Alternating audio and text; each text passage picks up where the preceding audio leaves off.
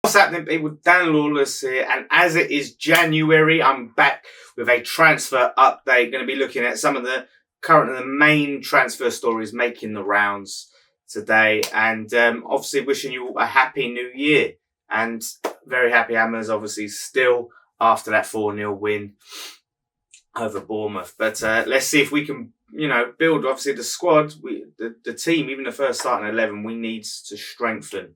We really, really need to strengthen, and it's clear to see. So let's talk about some rumours then and some stories. So first of all, the one I want to start with, let's get the worst one out of the way first, right? Let's get that one out of the way. Olivier Giroud. There's talks about us signing Olivier Giroud from Chelsea, 33-year-old striker.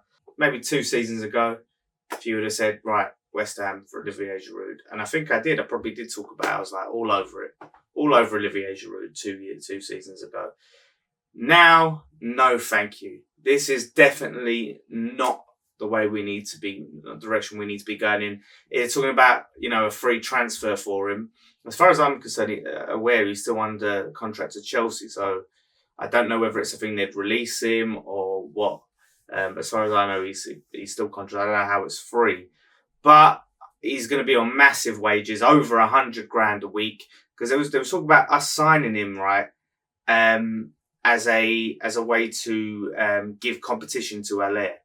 Now, if you want to, stop LA getting complacent and provide him some competition, you don't get a bloody 33-year-old on over 100 grand a week. I think he might be even on like 140 or something. Arsenal, like with their big wages. And he would have kept them wages going to Chelsea, I'm sure. So, yeah, that's not the way to give LA competition. I mean, look at some of his goal scoring statistics for Chelsea, right? So first season, 18 appearances, 5 goals. Second season, 45 appearances, 13 goals. And then current season, 7 appearances, 1 goal.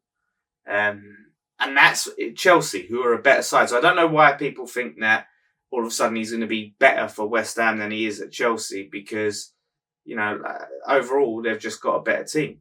I know people are saying, look, you can be a super sub and this and that. But I don't think for that, it just screams of, other players that we've signed in the past, of just old has-beens, the Patrice Evra. Granted, he's not as old as Patrice Evra, but this is what we need to be moving away from. I think we need to be looking at strikers that are a bit younger. And I know it's January and it's a whole different ball game than the summer, but still, there's going to be players out there that we can get that you can have there to push Allaire. I'd like someone who could possibly play with Allaire and as a 2 up top, and also play on their own. So provide that competition as well at the same time as be a potential partner for Allaire. We need someone, I've been saying, it's in the mould of an Antonio. We can't rely on Antonio. We need someone like him with that energy, with that pace, who can play up front with Allaire, who we'll be getting on to shortly. But avoid Giroud, anyone like that. No, thank you. Not interested in the slightest. He's finished in this Premier League. I think I can't see him really being. And this is the thing, David Moyes, last time he came in, I believe this time, he's had that philosophy of if you don't run, you don't play. He's not someone who's going to be running.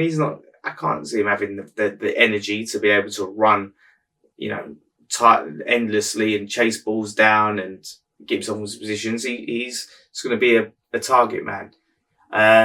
So no thanks. Now, someone I think we should be looking at instead, and I think it would be much better business up front, is 23-year-old striker Gabriel Barbosa, currently on loan from Inter Milan at Brazilian club Flamengo. He has about 43 goals in 56 appearances, which is amazing. It's incredible.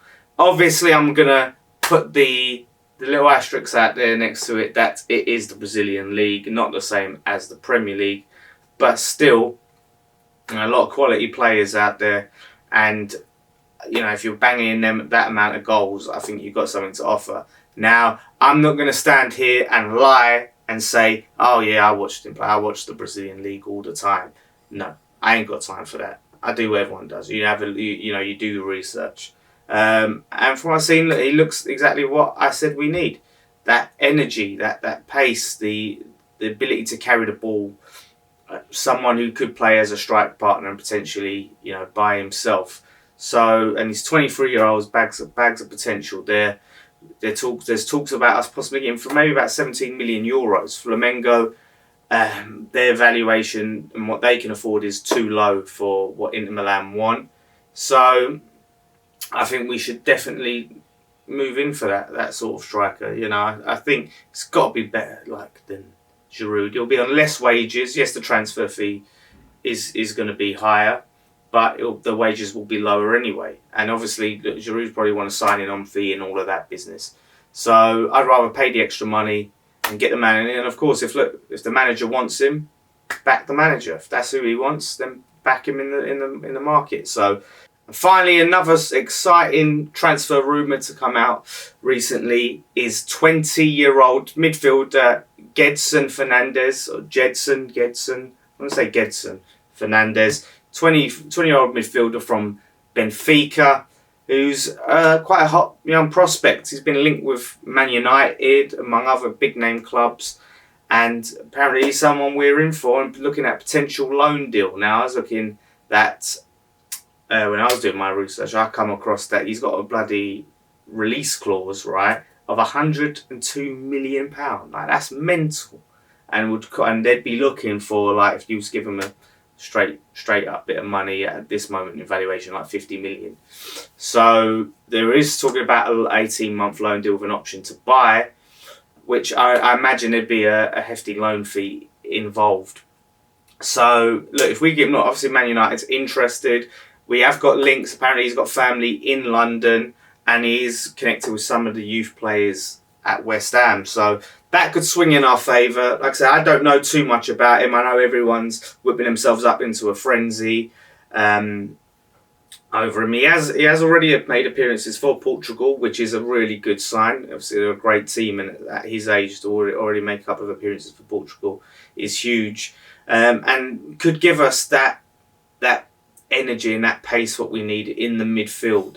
That's what we're lacking, so someone who could help us drive forward if he plays alongside Rice, and it's someone that we'll bring him in and have him be week in week out, playing week in week out straight away, but having that combination of having Noble there as a security blanket and ease in Fernandes to the Premier League. I think that's definitely an exciting prospect and one for the future. I'd still like us to sign a midfielder. If we can do that deal on a loan and maybe look at another midfielder as well with a bit more experience, not Joe Allen. No, thank you. No. I would have taken Joe Allen again, like Giroud. I'd have taken him a few seasons ago. But no, thanks.